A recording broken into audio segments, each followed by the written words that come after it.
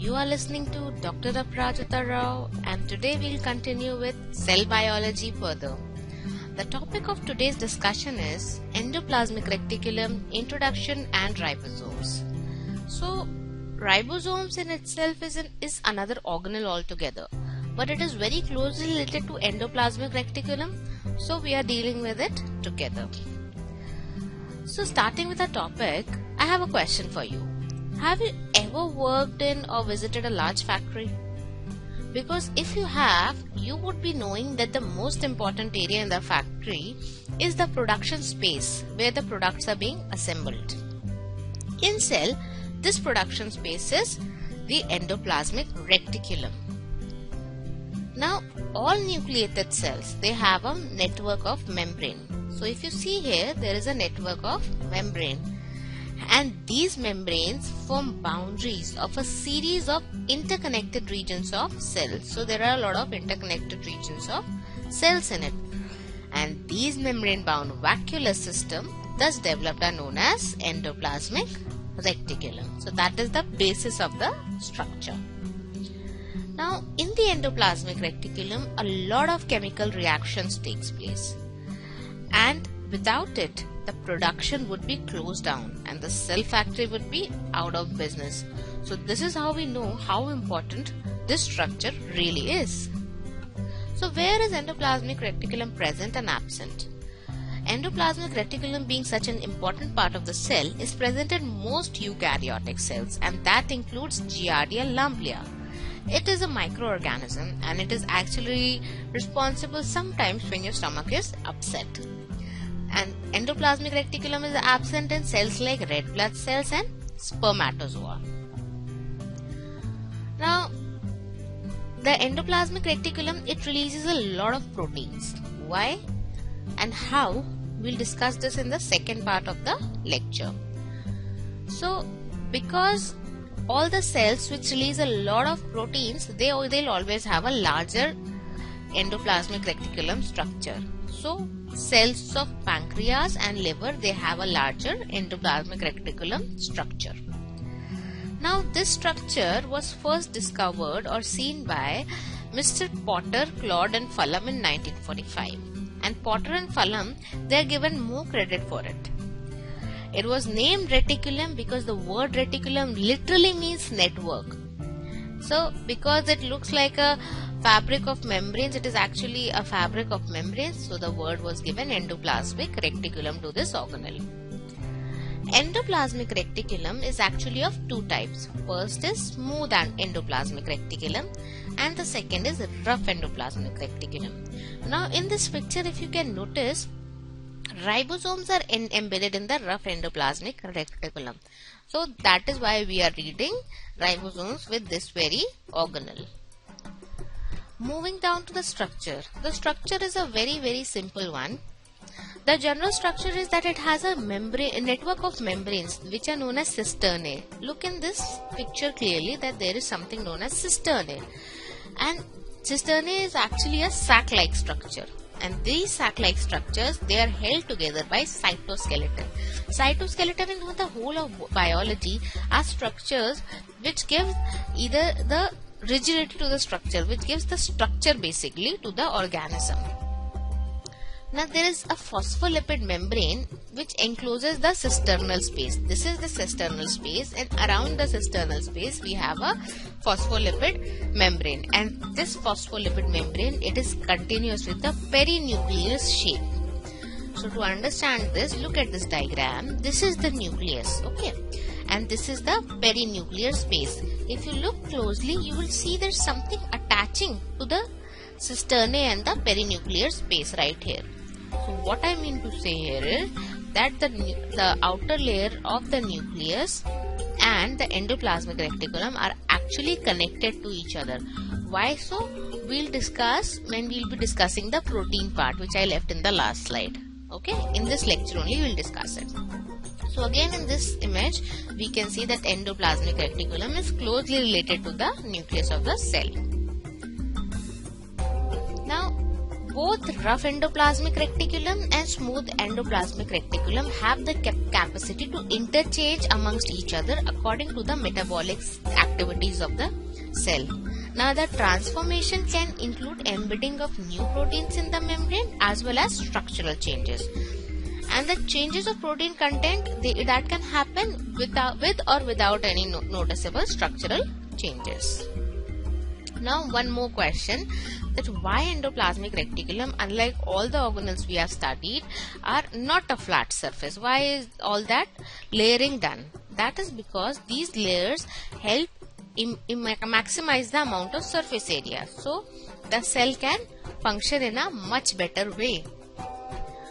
Moving now to ribosomes, the next part of the lecture. So ribosomes are the protein making organelle. And why do cells need to make proteins? Most important point, enzymes are made of proteins, and we need enzymes for almost all biological processes. Everything is made up of proteins. Now other proteins support cell functions and are found embedded in the membrane, and proteins even make up most of our hair. So now you know why your mother is after you to drink that one bowl of dal every single day. And whenever the cell needs to make proteins, it looks for ribosomes. So that is the importance of proteins that I was talking about. Now, like I said, ribosomes are the protein builders and they are the protein synthesizers in the cell. And they are very special because they are one organelle that is present in the eukaryotic cells as well as the prokaryotic cells. If you look in this diagram, ribosomes are present in both the cells. Now, while nucleus is found only in the eukaryotes, every cell needs the ribosomes to manufacture the proteins. So, every cell does not need a nucleus, but every cell needs a ribosome. So, you can understand how important these ribosomes are, and the importance is more than the nucleus also. So in a prokaryotic cell, as there are no organelles, so the ribosomes, they float freely in the cytoplasm like this. Whereas in eukaryotes, there are a lot of places where we can find the ribosomes. First being floating freely in the cytosol. Look at this diagram, they are floating freely in the cytosol, and the proteins that they make, the ribosomes that float freely in the cytosol, these proteins are usually used inside the cell only. Now the second common place where they are found is the nuclear envelope here, and the proteins that are made in the nuclear envelope, they are released into the perinuclear space. Now what we are studying, endoplasmic reticulum. Other ribosomes are found in the endoplasmic reticulum, and when they are found in the endoplasmic reticulum, the endoplasmic reticulum is known as rough endoplasmic reticulum, and under microscopy it looks little bumpy because it looks little rough, hence the name. And the attached ribosomes make proteins that will be used inside the cell, and proteins are also exported out of the cell. Apart from these, some ribosomes are also found in some other organelles like mitochondria. Now the structure of the ribosome. A ribosome has two subunits, if you can see here. One is the larger subunit and one is the smaller subunit. In eukaryotes only, remember, in eukaryotes only, the larger subunit is the 60S type and the smaller subunit is the 40S type. Now, even though ribosomes have slightly different structures in different species, but their functionality is always the same. That is, they are always responsible for making proteins. Okay. Now, difference in structure in prokaryotes and eukaryotes. In prokaryotes, ribosomes are slightly smaller than eukaryotes. The eukaryotic ribosomes are larger. Okay. And in eukaryotes, like we just studied, the model is the 60S and 40S type. Whereas in the prokaryotes, the model is the 50S and 30S type. Now, why is this point so important? You might have seen that whenever we eat medicines, it kills the microorganism inside us, but it does not harm our own body. Why is that so? That is because Scientists have used this difference of ribosome structure only to develop the drugs. So by killing the ribosome of the prokaryotes or any other microorganism, the prokaryotic microorganism, it dies, because they have the drug is actually targeted to this ribosome, not to this ribosome. So we are safe. So that is like the real interesting fact. Now, like I said, that ribosomes can be free floating or in the mitochondria, but there can be structural differences in both of them.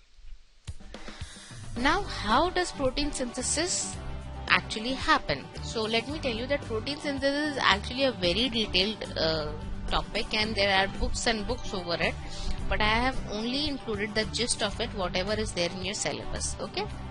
So whenever a cell needs to make protein, it needs something known as the mRNA. So mRNA is actually what? Messenger RNA. Now the mRNA, it is sent out of the nucleus. Now go a bit in the flashback, and remember I told you that there is that small connection in the perinuclear space and the endoplasmic reticulum, remember? So that connection is used here, usually used here. Okay, the mRNA, that is how it travels. Okay. So after that, what happens? There's two subunits, they come together and they attach the mRNA with themselves. But still, what happens is, after locking also, there is something missing. So what do? They find this fellow. This fellow is known as the transfer RNA. Now this free transfer RNA, it is actually floating freely. Then what it does, it starts bonding to the amino acids. And how it bonds to the amino acids? Like the messenger RNA has sent some message from the nucleus. The tRNA reads that message, and then it starts bonding with the amino acids according to the message. Whatever in the message is written, that you are supposed that I need this amino acid, suppose it is written. So tRNA will find that amino acid and start bonding with it and pulling it off. If you see in this picture like this, this is the tRNA. Here it comes, it bonds with it and it goes away. Okay. So this, and after leaving the amino acid in the cell, it comes back and attaches to another amino acid. This way the tRNA is not lost. Now the ribosome builds a long chain of amino acid, and which eventually becomes a part of a larger protein. So this is in basic how the protein formation takes place. So this is all about ribosomes, and in the next lecture we will be dealing with endoplasmic reticulum part 2. That will be including the parts and all. There are endoplasmic reticulum, the smooth endoplasmic reticulum, etc. But till then, keep watching Edupedia World and like it, share the video, subscribe to the channel and enjoy. This is me, Dr. Aparajita Rao, signing off.